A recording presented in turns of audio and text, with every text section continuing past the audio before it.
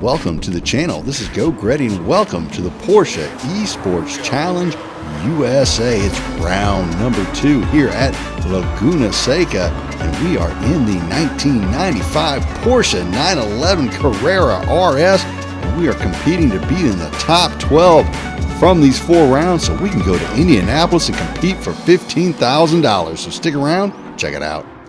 All right, here are the rankings, and we're looking to fill in that spot there for round number 2 because right now we are sitting at number 16 in the USA, and I need to get into the top 12 to make those finals. So we're going to go ahead and enter this Porsche Cup here, and you're going to see it is 12 laps in the 911 Carrera RS, that 993. That is very hard to handle, and she's on sports hards and sports medium. Both are required. 9X fuel, 1X tires, so fuel will play a role in it, not so much the tires, except for which tire you might end up on. And then the room opens up. I look up, it is top split for the second time in a row. My first race did not go well at all, so I had to re-enter, ended back up in top split again. I've got to do better in qualifying. I qualified 18th in the first race, so I got to pick up the pace.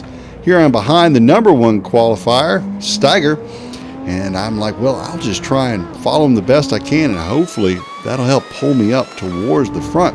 So brake here just past the floorboard, get down into second gear, just try and keep it really tight through turn 1, not get on the gas too early, not get the back end out on this Carrera. It's like a pendulum.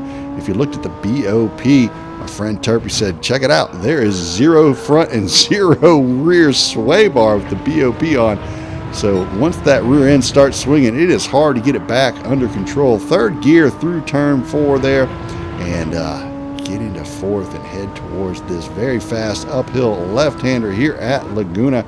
Getting on the brakes there just after that 4-board, right around that 3-board. Get on the third and back up the hill.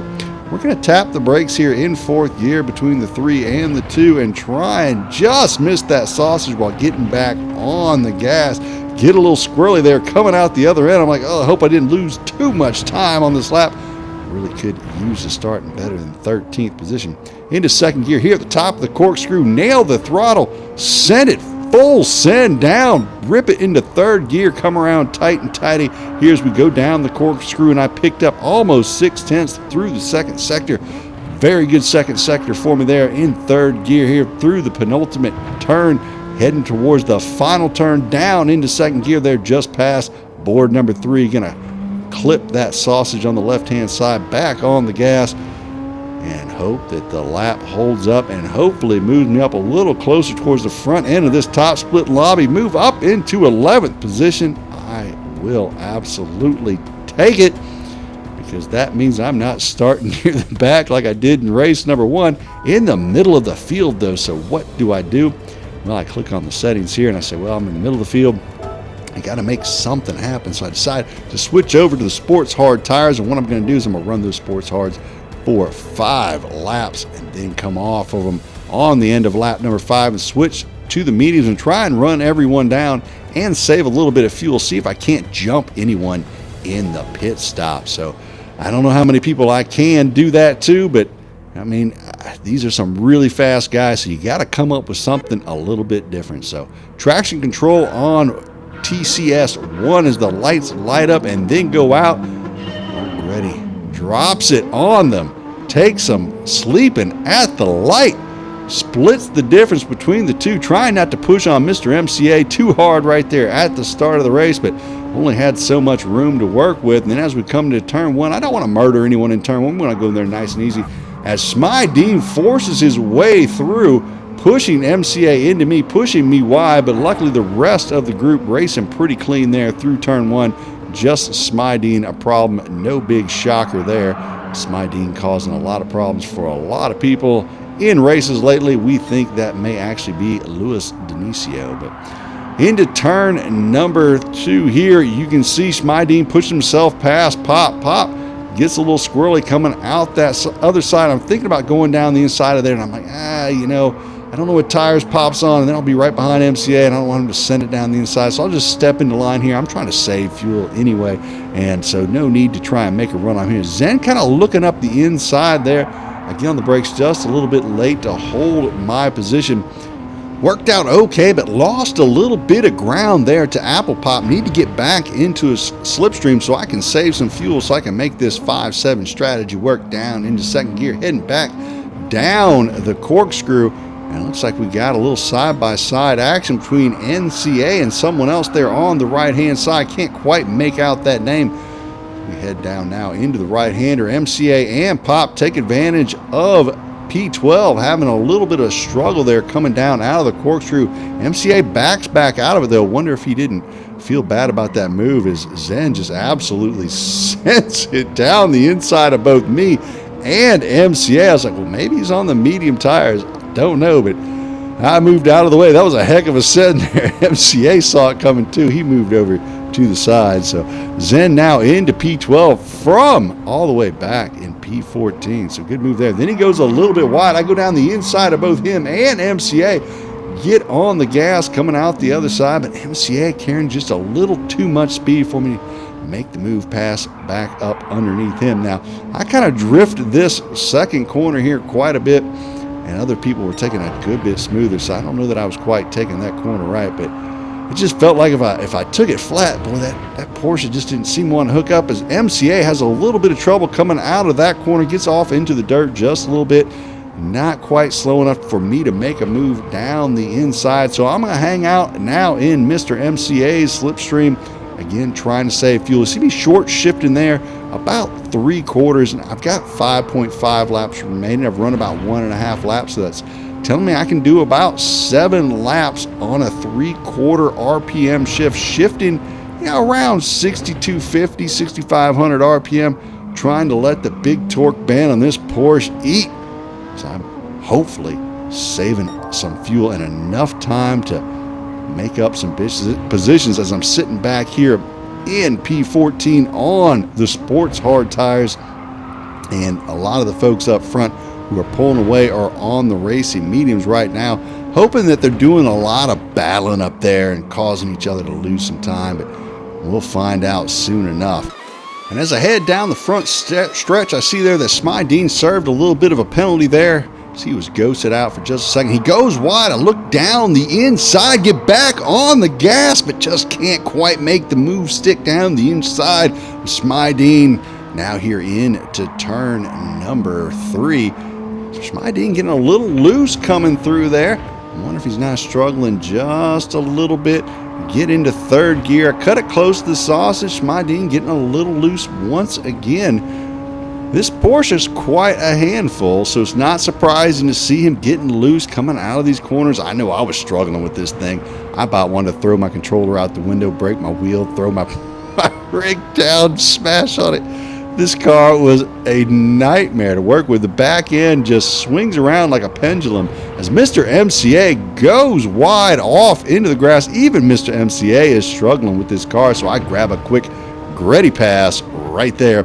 Get on the brakes here at the top of the horseshoe. Like I was saying, not a fun car to drive. If for those folks that did enjoy driving this car, I kind of wonder about him just a little bit. Smydeen then goes too wide. Back end comes around. He spins out second. Gretty pass there here on lap number 3. So now I'm back up into P12.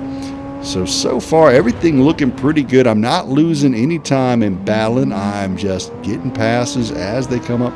Racing my race, just hoping that it all turns out well so I can get a decent enough score to move up the ranks. So on to lap number 5, turn number 3 or 4, or however you count it. This right-hander, I make a mistake, go wide, get off into the desert just a little bit, allowing Mr. MCA to go around me on the outside. I'm like, dog it. I am in a race with Mr. MCA for position. Would have liked to stayed out in front of him while I was on the hard tires, saving fuel. That way, when I went in the pits and twitched onto the medium tires and came out with my undercut lap, I'd really be able to put maybe some gap on them, and I'm still got to save some fuel. So I needed to have a really good undercut on these guys in order to put a little bit of distance between me and them so I can put in those hot laps and save that fuel. So let's fast forward on to the pit stop, see how I come out. So old Gretty breathes a sigh of relief as I hop into the pits here in this hot desert sun. I'm begging for a beer. I'm like, help old Gretty out. Come flying down the lane. My boys slap on the new tires, throw in the fuel, send me on my way. I'm heading back out. Y'all pay no attention to that crooked racing line on the roof of the car. I don't know who did this livery, but clearly it was an amateur.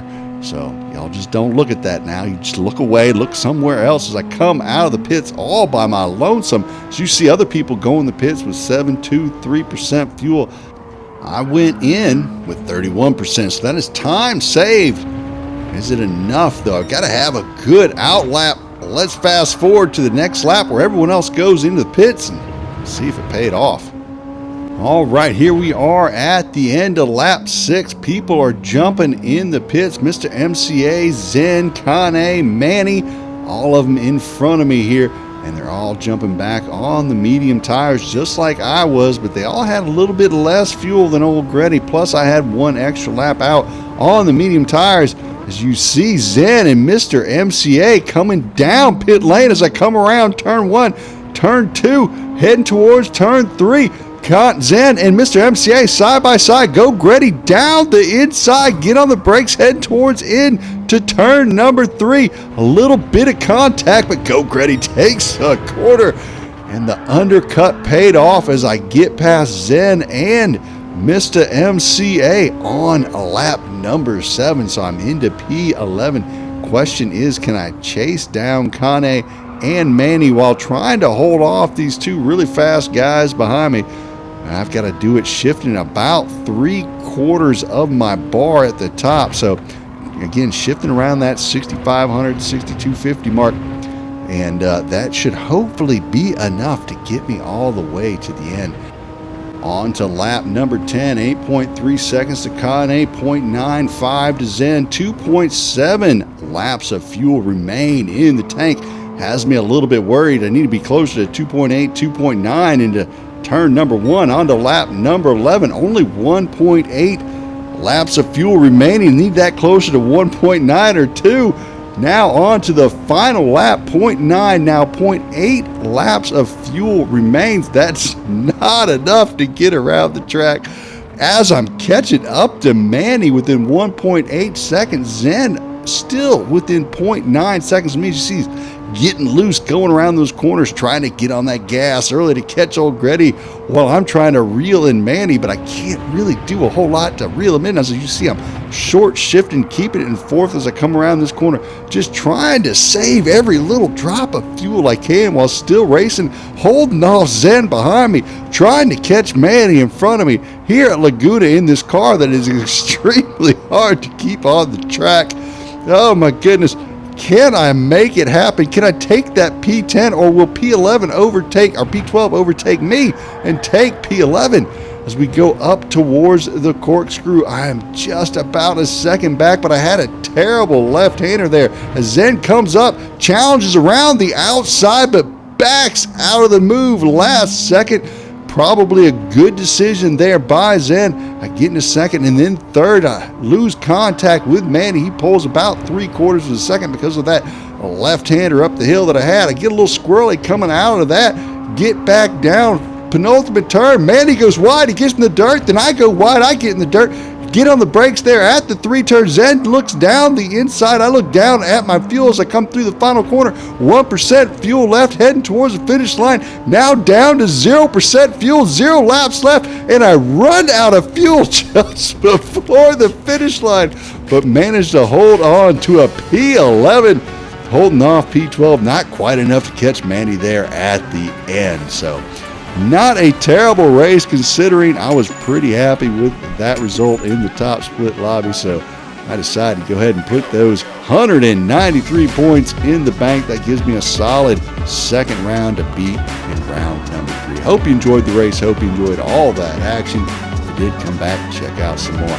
For myself, Go Gretty. Y'all have a great evening. DJ Clean, take us out of here.